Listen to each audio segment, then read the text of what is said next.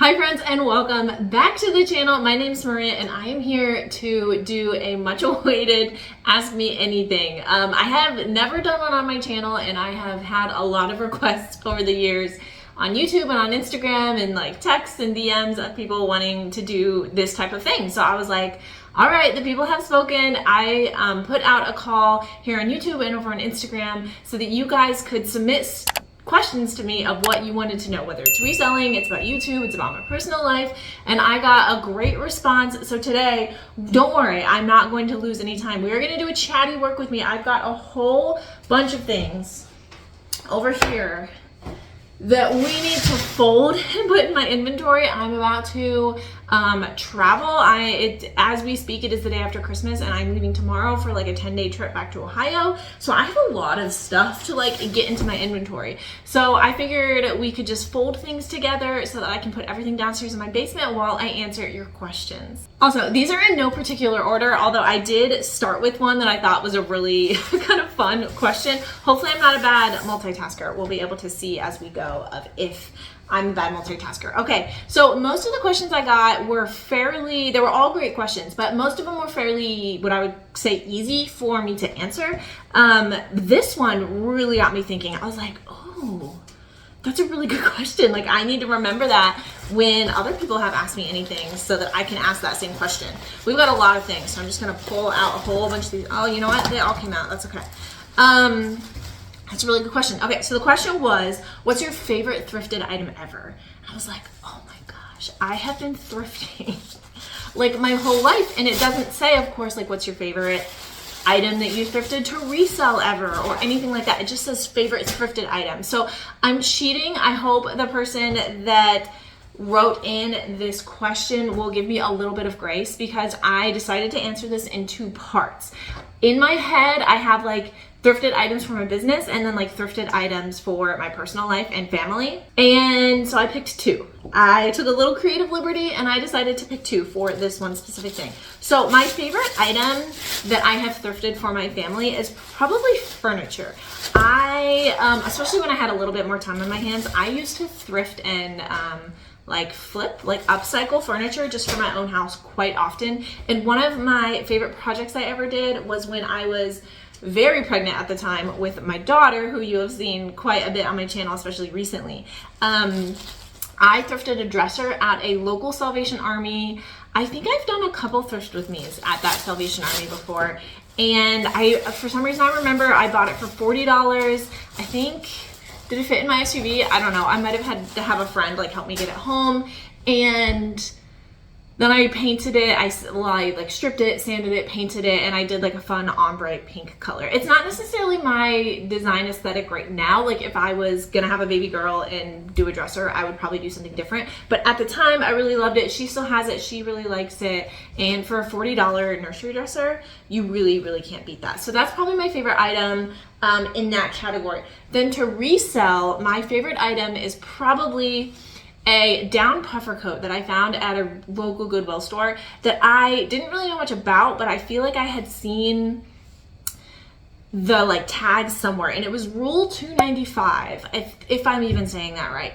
And so I Googled it, I tried to look it up on eBay. The eBay comps were kind of all over the place. Like I was seeing things selling in the hundreds, and then I was seeing things selling in like the like 20s, 30s, 40s. So I took a chance on it. I think it was only like $8 and it ended up selling on Poshmark for $250 decently quickly. So A, it sold for a great value, which is fantastic.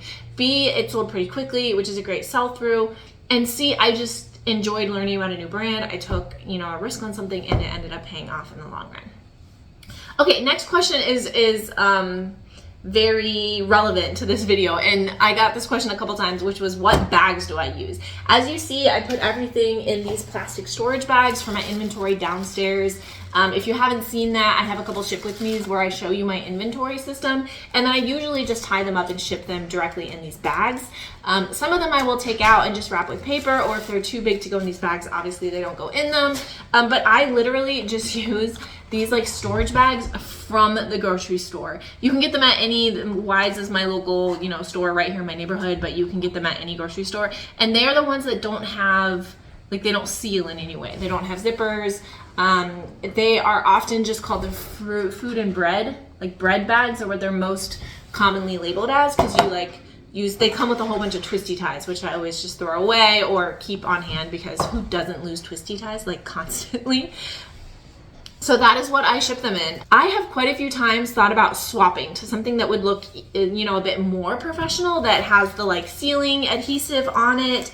And I continue deciding not to, because even though I post measurements with all of my items, I do like a pit to pit, a length, a sleeve length, an inseam and a rise on pants.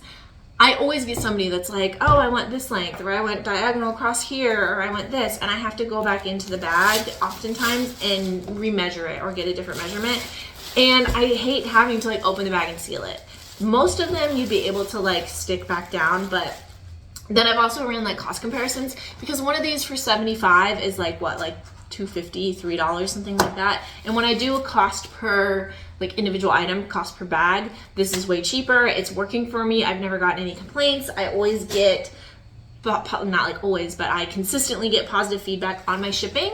So they're not going anywhere as of right now. Okay, next question was, what lighting do I use for my photos? So you can see I am sitting in my kitchen. So like my backyard is behind me and my main kitchen is in front of me. And if you look at this wall, right now it has like a snow thing, like a placard, but it usually has like a macrame type thing when it is not winter time. I literally pull this over here. I take that off the wall, and this is where I do my photography. Part-time reseller, guys, making it work. This kitchen table, I put like a little paper down in case I need to take like tag photos or something, and I wanted to have a nice pretty background. And the lighting I use for my photographs, you're looking at it. I'm surrounded by windows right here, so I just use natural daylight. So that does limit when I can take photos. I have photographed once or twice at night and just used my ring light that I'm using to film right now. That works. I don't think it looks quite as good.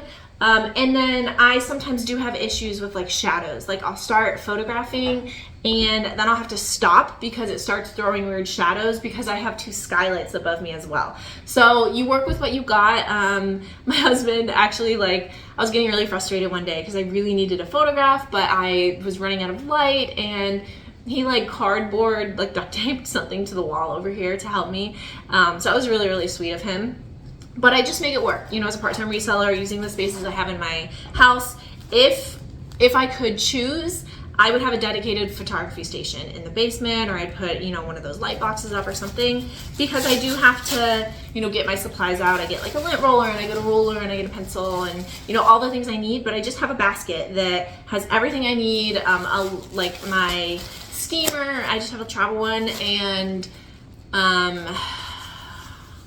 sweater shaver, all of those things in one kit. So I just pull it from upstairs in my guest room where I store it, and then I bring it down, and it has like my hangers in it. So it's a kind of a one-stop shop, and then when I'm done, I put it away upstairs. But back to the original question, so my lighting that I use is typically daylight, and then when I am photographing shoes, I do just have a large ring light that I had gotten from my YouTube channel a long time ago, before I even was a reseller, and so I just use that when I'm doing shoe photography, and I can do that at any time of day. So I tend to do shoe pictures at night, and I do my clothing pictures in daylight. Okay, so this one is not going to fit in one of these reselling bags, so this is just going to go in the box by itself, not in a bag. Hi, do you want to say hi? We have a visitor. She just got out of the shower. Hi, say hi. Hi. Hi, everybody loved watching you in Thriftmas. Did you have fun? Did you have fun at Christmas yesterday? Yeah. Yeah, what was your favorite thing you got for Christmas? Posy. Posy. Posy is a little dog. If you follow me on Instagram, we went to New York City recently, and it was this little dog, and she really, really wanted it in the store, but we couldn't find it, could we? We looked like everywhere in the store, and so while she was downstairs with Daddy and her brother staying distracted, Mommy went and found all the store associates, and we looked everywhere, and we finally found one, and I snuck it in and then wrapped it and put it under the Christmas tree. So she got really excited. But okay, let me finish my video. Oh, you got some lip gloss on you. Okay, Next question. How long do you wait until you start accepting offers, or do you start accepting them right away? That is a great question. And the kind of the short answer is I will start accepting them right away. The longer answer is it sometimes depends, right? It'll depend on the item. It'll depend on what I'm expecting the sell-through to be. It'll depend on like how bulky it is. Like something that's difficult for me to store, or is a big coat that I have to hang upstairs in the closet, or like maybe one of my hard goods that I hate listing and selling, I am much more prone to take offers quickly. And sometimes it depends on how my sales have been. If I really need to kickstart my store, or I've had rough sales and I need to have some revenue coming in, then sure, I will kind of accept an offer more quickly than I normally would. Like for instance, I listed a Robert Graham. If you saw me in Thrifted, it was the more unique one that had embroidery all over it. I listed at $75 taking a shot because I'm not really sure what that will sell for. The other two that I got in Thrifted, I listed quite a bit lower, but I listed that just in the last couple days, and I got an offer for $30 this morning, and I like really struggled with it. But since it's been Christmas, I have seen absolutely terrible sales the last 3 days. So I was like, I gotta accept it. I gotta, get some traffic into my store, and I ended up accepting it. Now, of course, the person immediately messaged me and was like, oh, sorry, the sleeves are too short. Can you please cancel? Like, what? Why would you not check that before? Like, they sent me the offer. I accepted the offer. Then they paid like an hour later, and then they sent me the message like 5 minutes after paying. So they had plenty of time, but oh well, it happens. I have definitely made mistakes ordering things before, so I shouldn't be judging. But yes, long story short, I will accept offers depending on the item and the desirability of the item, as well as my Poshmark closet. So I do use Posher VA as a automated software. Those start sending immediately. So if I list something, 5 seconds later, if you like it, you will receive a 10% off offer with discounted shipping, immediately. I don't have like a prescripted, like if it's been in my store too long, then I will start discounting it. But I will every Sunday send 30% off offers on everything in my store. And then every first Sunday of the month, I will send 35% off offers. Plus, when I relist things, I will tend to, discount them down a little bit if they've been sitting. All right, let's get some more items out. Trust me, I got plenty. We're not gonna run out. Ugh. Okay, the good thing is I've been doing a lot of photography and processing and whatnot, so it's a good problem to have. Okay, here's a fun one. Somebody asked Pepsi or Coke, and my answer is Pepsi, but I really, really prefer cherry Coke. I don't know what it is. I've always reached for Pepsi before I reach for Coke. I do like them both. I don't drink tons of soda, but there's certain things I like soda, or for those in the Midwest, pop. I grew up with it being pop, and now my husband, because we're both from Ohio, if I say soda, he'll be like, get back to your roots. What are you doing? But I will typically reach for Pepsi over Coke, even though I will take a Coke. And, oh, I'm sorry, I didn't finish my thought. I like having soda with, like, bar type foods like Pepsi or pizza, tacos, cheeseburgers, that kind of stuff, hot dogs. I will usually want it. So I like Pepsi, but I like cherry Coke. There's something that's so much better about cherry Coke than cherry Pepsi. I don't know what it is. Okay. Somebody asked, how do I maintain an inventory list? What do I use? So this is a great question. I do use a free inventory spreadsheet that's put out by Ginger Marvin, Kathy, and Chris over on a YouTube channel. Please follow them. I will try to remember to link their channel down below.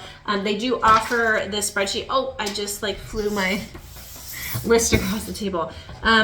It's free, but it's also like kind of pay whatever you wish, pay to get some benefit if you feel like you get some benefit from it. So I encourage you to support them in their channel if you're willing, or test it out and come back if you end up liking it. So I use their spreadsheet, and I ended up modifying it just a little bit, adding some columns that I use or hiding some columns that I don't use, but the bones of it are their spreadsheet. They have some video tutorials on how to use that spreadsheet if you search on their channel. And I think Chris at one point was doing like an email, like specific email address if you had questions about the spreadsheet, which is very kind of him to keep up with. But that is where I keep, so when I bring things home, the first thing I do when I process them is type them into my inventory. So in that, I will put the title that I'm going to use. I will weigh the item and put that in. I will put what day I got it, what store I got it at, like kind of basic, like Goodwill Retail, 2nd Avenue. I'm not putting like the address to the store or anything like that. Bins, you know, something like that. Just because I'm always curious where I get it. I like seeing those metrics. And I'll put like my cost of goods. That's also, there's tabs on there that I will keep track of my costs. So when I'm buying supplies, or I'm also keeping track of all the hauls, like each haul, I will have a line of the inventory that I purchased. So that makes taxes a lot better, obviously, the next year. And then when something sells, that's when I go into that spreadsheet. And that's how, when I'm doing what sold videos, I'm able to tell you how long was listed, what my specific profit was, what my cost of goods was. I'm getting to the point where I probably don't need that. I don't need to have like an itemized line by line profit cost comparison, but I like it. I like having those metrics. I also like sharing it with you guys on YouTube. I get a lot of positive feedback that you guys like seeing that and hearing that. So I'm not intending at this point to stop keeping a line by line item kind of bookkeeping method, but I know a lot of people don't do that, and that's perfectly fine. It's just a different way of keeping track of things. Okay, next is, do I list my items on Poshmark, eBay, or both? And then do I choose like which one I list first or not? That's a good question. I know a lot of people list like directly on Poshmark, and then they'll like cross list it over to eBay. This might be too big for this bag. We are gonna see. I don't want to rip it. All right, we got it. So I build, again, another tool I use. I'm also, I should have mentioned, I am not currently sponsored or affiliated with any of these products that I'm talking about. When I originally started on YouTube as like a beauty, skincare, makeup channel. And so I did that for a couple years. I actually took a break from YouTube. I have a video about it for anyone that like really cares. And mostly while I was pregnant with my son. I had a really rough pregnancy, and I was still working full time. I still obviously had my husband and my daughter that I was trying to make sure I'm very engaged in their lives, and something just had to get thrown off the raft, and so it was YouTube. And that was before I was reselling. So when I got through that pregnancy and I started coming back to YouTube, I was originally doing both, because in that time that I was gone is when I started reselling, and I was like, ooh, this would be fun. I would enjoy sharing this with people. And but while I was still doing that content, I was doing some sponsorships and affiliates with different brands. But as I've have moved past that, I'm not doing those anymore. I do get offers quite a bit to do affiliates or sponsorships, ads and stuff for different companies. But I haven't taken up anybody on those offers yet. It takes a lot of like just mental energy getting through the contracts, and I also want to make sure if I'm using a company, like specifically a cross-listing software that I've never used before, I would want to use it for a while to make sure I actually like it before I would share it or recommend it with you guys. And I've just never had the time and the mental energy to do that. So because there's another question that this is going to be relevant for later on.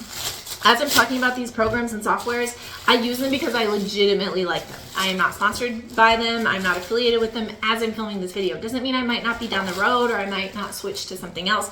I am pro sponsorship and affiliates. I'm glad that people have the ability to take on those types of engagements, especially people that are full-time content creators or full-time resellers. I'm not trying to bash them in any way, so I hope you don't take it the wrong way. But right now, with still having a full-time income and reselling, it's just not where I put my time and my energy. So sorry, that was a huge tangent. Please forgive me for that. But I wanted you to know that my promoting these is very genuine right now, as it would always be. So I currently use List Perfectly to do my cross-listing, looping back to the original question now. And my process is that I will type everything into List Perfectly itself, and I will put in the title, the description, the cost, and everything, and then I will post that same night over to eBay and to Poshmark. And I was doing Kitizen before, that was no more. So that's my normal routine. My goal is always to do, as a part-time reseller, to do 5 items a day. So I will get those into list perfectly, and then I will get them listed over to Poshmark and eBay immediately that day. I don't list them to one and then wait to list them to the other. I list them to one. That does mean that when one sells, I have to delist it from the other, which is fine. That's only really gotten me a couple times where something has been missed or did not delist properly. And there are very few things, but some that I list on eBay but not on Poshmark, or vice versa. Typically it's things that I might not be able to sell based on like the categories. Like Poshmark is definitely more of like a clothes, shoes, and accessories. So there's some hard goods that I only have listed on eBay that I do not choose to sell on Poshmark. But honestly, there's probably only like, I have a store of over 1,200 items right now. There's probably less than 10 that I don't have listed on both. Okay, these are just too big. So these are not gonna get folded either. Next question, do you use keywords in your description and not just the title? Yes, yes, yes. And if you're not, you should be. So obviously we try to smush as many keywords into our titles as we can. If you have listened to my What Sold videos, you will hear the like word vomit of keywords that is in my titles often. But then if you look in my description, I usually have a sentence or two that's describing the item, and then I will have some bulletized like condition, color, measurements, size, material, and care, and style number if there is one.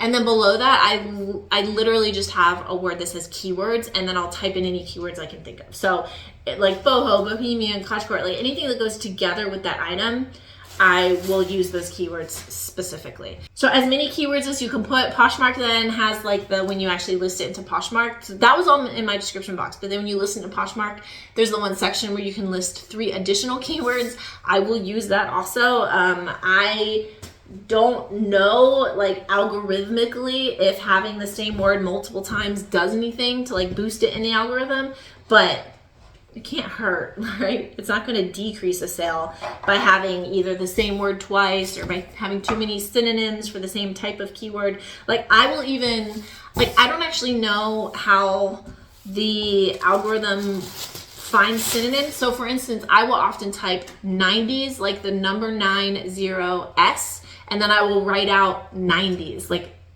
in the alphabet, like N-I-N-E-T-I-E-S. Does that make sense? Like I'll have the number version and I'll have the letter version, just because I don't know, like if I type it into Poshmark with the numbers, will it pull from listings that have just the letters? I don't know.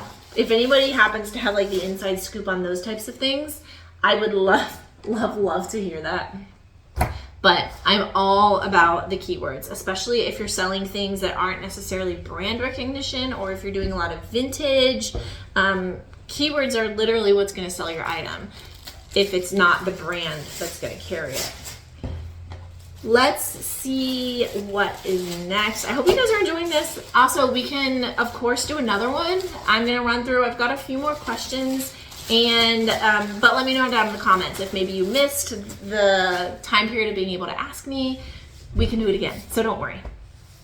Okay, what editing software do I use for my videos? So I will just talk through a few things that I use. For my actual YouTube videos, I use a software called Wondershare Filmora. This was one that I found kind of off the cuff a long time ago. You know, a few years back, I guess, when I started my YouTube channel. Full disclosure, if I was finding a editing software right now, I would not use it. And let me justify it. I'm not trying to bash it, especially if you do like Canva. This is all my own opinion. Especially if you do like Filmora, this is all my own opinion, so take it for what it's worth. But when I purchased Filmora, I purchased the lifetime subscription. And they had a big kind of drama a few years ago where they came out saying that their lifetime subscription people now would not be supported. And if you wanted to continue getting the extra features that they were continuing to come out with, it was no longer included, even though that was like the entire reason you purchased the lifetime, and you had to like reinvest, like you had to pay more to get like the new lifetime subscription. So that drama actually happened while I was on my break from YouTube. So I wasn't using the software. So I saw it and I just kind of ignored it. because I wasn't editing videos. So I was like, I'll figure this out. Because I always did want to come back to YouTube. I never wanted to quit YouTube. I just didn't have the capacity for it at the time. And my health and my son's health was way more important. And so when I did finally come back and I knew that I would have to figure out what version of the software I was using, I saw basically like a public apology from the company that was like, hey, we're sorry, we messed up. For anybody that had the original lifetime subscription that paid the extra, we're going to credit you back, and we are now supporting our lifetime subscribers again. However, remember, this is all my opinion. If I'm getting any facts wrong, I apologize. This is my remembrance of the situation. So I didn't have to pay more, and I'm still a lifetime subscriber. I do still get the software updates, but there's like pro versions now that almost every time I want to use a new feature, it's in the pro version that they created after that dilemma. And so basically they're like, you can still stay and we'll continue to support you, but you're not going to get any of the cool stuff, which I just think is shady. I don't like it. I think the software in itself is user-friendly. I just don't like treating customers like that. I don't agree with that business method whatsoever. Also, when I then started making short form content, so Instagram Reels and YouTube Shorts, I was like, oh, I need the app for this, because I always knew there was an app for the same software that I already pay for and that I already have a lifetime subscription for. And when I went to get the app, it's not included. I had to pay for another lifetime subscription just for the app.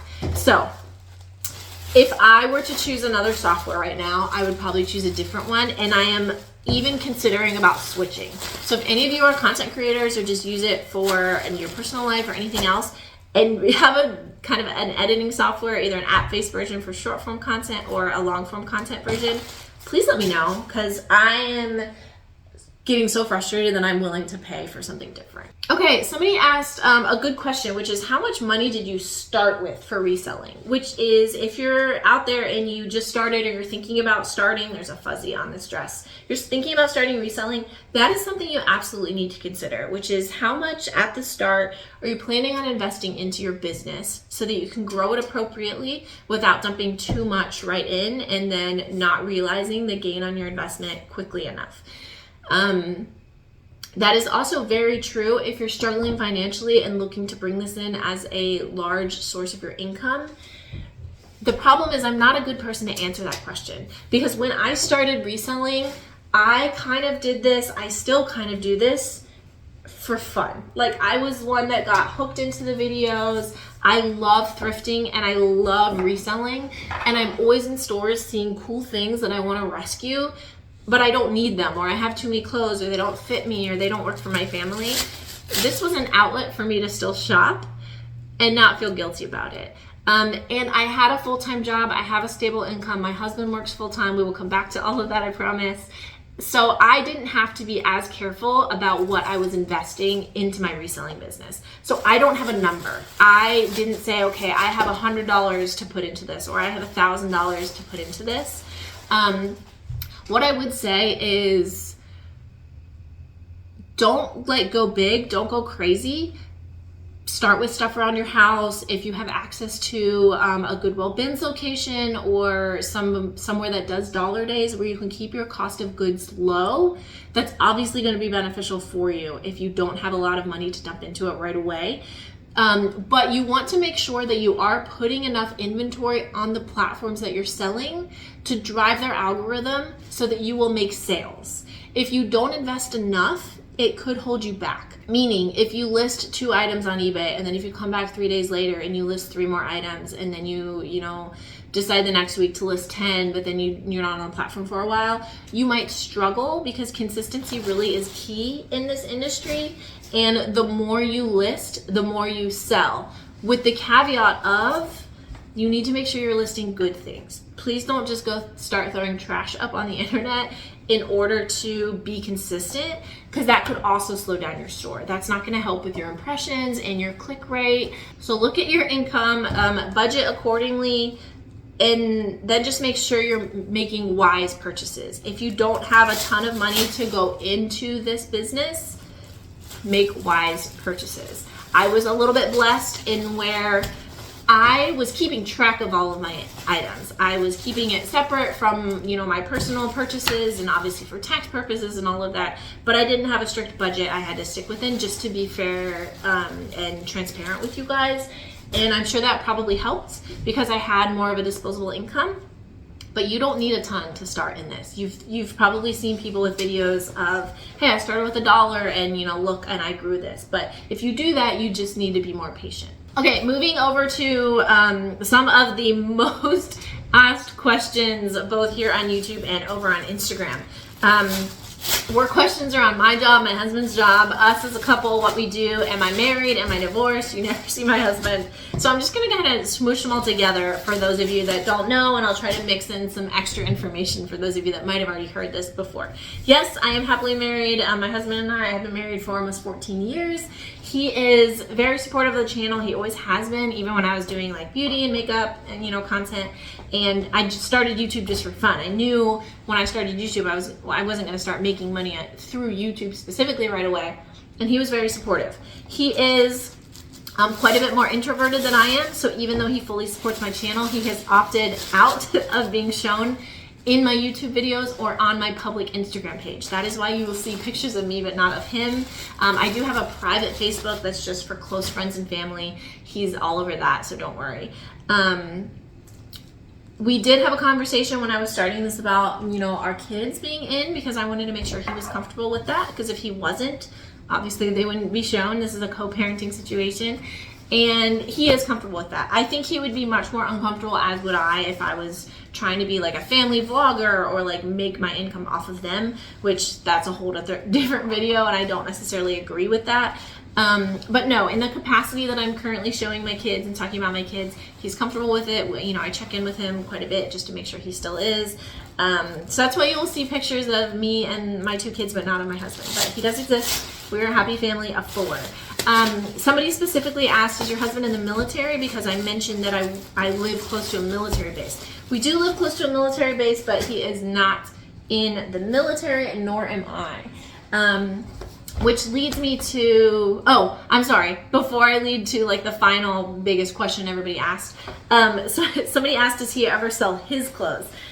He does not, like he doesn't have his own account or anything, but he knows that before he either gets rid of anything, or if I pick up something for him to wear and he gets rid of something else, he will always ask me like, hey, what am I doing with this? And most items in our house always go to one of 3 places. I will either sell it online, I will consign it, or, you know, 4 places. I will consign it at like Plato's Closet or Once Upon a Child. My husband and I are also both on the small end, so we have a Once Upon a Child near us that sells large children's clothes. So they actually buy a fair amount of my husband's and I's clothes, which is a great way to get rid of our stuff too.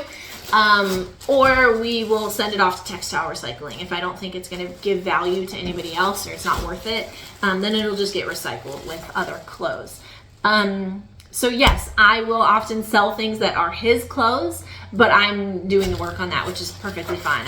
I don't expect him to, you know, open his own account. That would be kind of silly. Okay, and the very last question that I got in a whole bunch of different versions is, what is my job? And that is the mystery to my channel, which I never really intended to be a mystery. I'm never, ever, ever trying to like hide things from you guys. It was just something that early on in my reselling career, in my YouTube career just in general, that I opted to keep very separate for my life. It was also a decision with my husband about his job. We're just trying to find kind of a line and a barrier of what I share and what I don't. So I did share neither of us are in the military, so that checks that box for those of you that asked that specific question.